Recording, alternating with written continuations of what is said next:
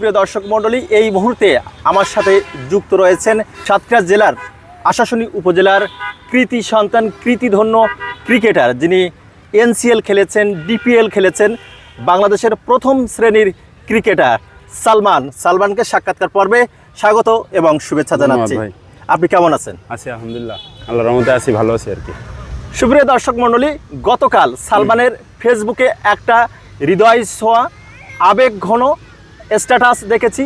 তিনি এসিএল একটা ইনজুরিতে পড়েছেন, যেটা আমরা বলে থাকি anterior cruciate ligament sports injury বা নি ইনজুরি। সেই ইনজুরি নিয়ে আপনি বলবেন।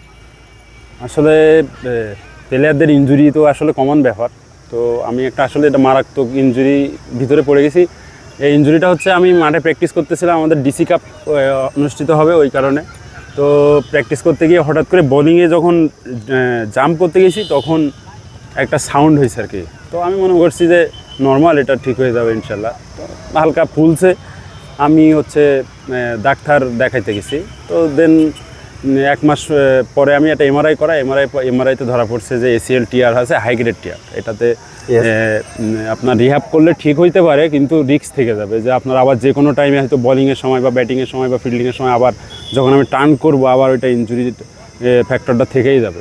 তো এই কারণে ফিজিও বাইজিৎ স্যার আর আরও ডাক্তার দেখাইছি, তারা বলছে যে অপারেশন করলে দেখা যাচ্ছে তোমার একবারে একটা দীর্ঘ একটা রিহ্যাব করলে এটা আবার রিকভারি করা সম্ভব এবং তুমি খেলতে পারবে। আর যেহেতু আমার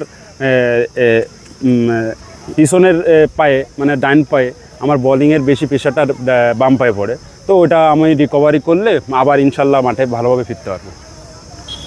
এখন বর্তমান কোন পরিস্থিতিতে রয়েছেন আপনি? বর্তমানে আপনার এই আড়াই মাস হয়ে গেছে ইনজুরিটা। খেলার ভিতরে তো এইভাবে একটু টুকটাক ব্যাটিং করতে পারি, যার কারণে একটু মাঠে আসি আর কি। এখন আপাতত ওই যে রিহ্যাবের কিছু কাজ দিছে ওইগুলো করি। আর আপনার এই এখন আর কি বসে বা বন্ধুদের সাথে থেকে এই সময়টা যাচ্ছে আর কি। গতকাল আপনার ফেসবুক স্ট্যাটাস পাওয়ার পরে আমরা যেমন শেয়ার করেছি, সাথে সাথে দেখেছি আমরা যমুনা টেলিভিশনে সৈয়দ আবিদ হোসেন সামি তিনি রিপোর্ট করেছেন, তার অনফিল্ড পেজে রিপোর্ট করেছেন, বাংলাদেশের অনেক ইলেকট্রিক মিডিয়া, প্রিন্ট মিডিয়া, অনলাইনে সংবাদ হয়েছে। আপনার কাছে কোনো সুখবর এ পর্যন্ত এসেছে কিনা? হ্যাঁ, সুখবর বলতে আমাদের যারা সিনিয়র প্লেয়ার, মানে আমাদের একটা হোয়াটসঅ্যাপ গ্রুপ আছে, যারা ইনজুরি হয় বা যারা হচ্ছে আপনার প্লেয়ারদের কোনো সমস্যা হয় তারা হচ্ছে এই দেখাশোনা করে আর কি, মানে দেখাশোনা করে বা হেল্প করে। তাদের থেকে আমি একটা হেল্প পাবো ইনশাল্লাহ এবং পাচ্ছি। এটা হচ্ছে পাওয়ার পরে আপনাদের আমি জানাইতে পারবো ফুলফিল এটা কতটা হতে পারে। আমার এখনও আপাতত ইসে আছে, এটা প্রসেসিং চলতেছে এবং বিসিবি থেকেও এখন আমি সাড়া পাইনি, তবে আশা করি খুব তাড়াতাড়ি বিসিবি থেকেও সাড়া পাবো।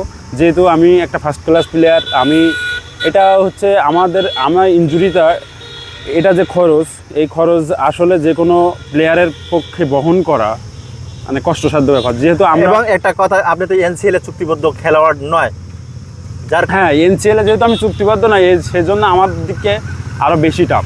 আর আমি এখনও ওইভাবে এস্টাবলিশড বা আমি অনেক টাকা এখনও ইনকাম করতে পারি, যেটুকু ইনকাম করি নিজের ফ্যামিলি, নিজের একটা খরচ আছে, নিজের পরিবার পরিজন আছে, তাদের দেখাশোনার পরে আসলে ওইরকম কোনো টাকা আমি জমাইতে পারি। চিকিৎসার জন্য আসলে কত টাকা প্রয়োজন হতে পারে? আপনার এই ইনজুরিতে অপারেশন করলে আপনার মিনিমাম 4 লাখ টাকা লাগবে যদি আপনি ভালো জায়গায় অপারেশন করান। অনেক জায়গায় আছে 2 লাখ টাকাও হয়ে যাইতে পারে, কিন্তু যেহেতু প্লেয়ার আমার মাঠে ফিরতে হবে, সেহেতু ভালো একটা অর্থোপেডিক সার্জন দিয়ে বিদেশে কোনো একটা, হয় ইন্ডিয়া না হলে অন্য কোনো দেশে বিসিবি যদি ব্যবস্থা করে দেয়, তাহলে তার মাধ্যমে একটা ভালো অর্থোপেডিক ডাক্তার, যেখানে আমাদের বাংলাদেশের অনেক প্লেয়ার এই মানে সার্জারি করাইছে, সেসব ডাক্তারের থেকে, এক্সপিরিয়েন্স ডাক্তার থেকে আমার মনে হয় অপারেশন করলে আমি তাড়াতাড়ি রিহ্যাব করে আবার মাঠে ফিরতে পারবো।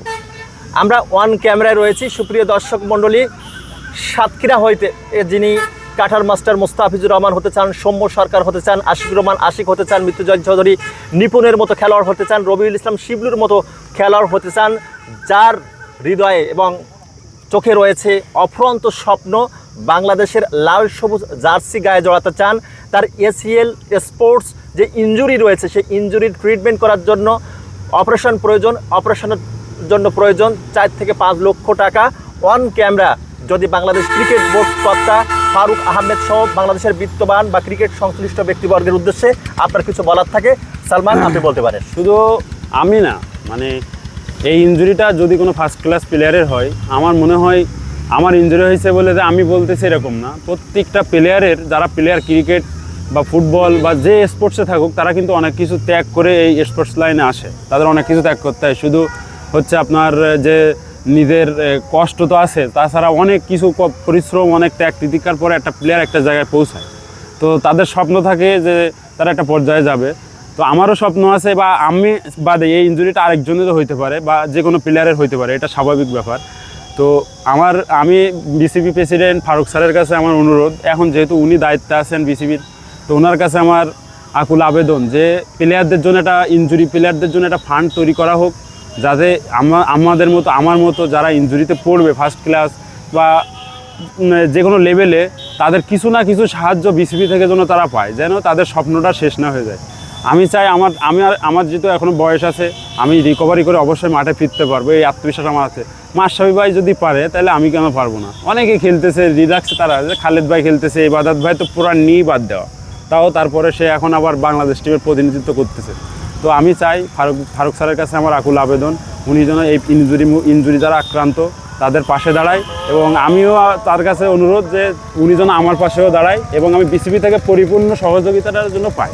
শুধু অপারেশন না, অপারেশন পরবর্তী যে রিহ্যাবিলিটেশন আছে, এটাও যেন আমি বিসিবি থেকে গ্রহণ করতে পারি আর কি। এটাই স্যারের কাছে আমার আকুল আবেদন। আমরাও চাই সালমানের ACL ট্রিটমেন্টের জন্য যে অপারেশন প্রয়োজন, সেই অপারেশন করার টাকা বাংলাদেশ ক্রিকেট বোর্ড বা ক্রীড়া সংশ্লিষ্ট কোনো কর্তৃপক্ষ বেয়ার করুক, এবং সালমান খেলায় ফিরে আসুক। সালমানের যে লালায়িত স্বপ্ন রয়েছে, সেই স্বপ্নিল সম্ভাবনাকে বাস্তবে রূপান্তরিত করুক, এ প্রত্যাশায় আজকের মতো বিদায় চাইছি। খুদা হাফেজ, best of luck Salman. Thank you so much.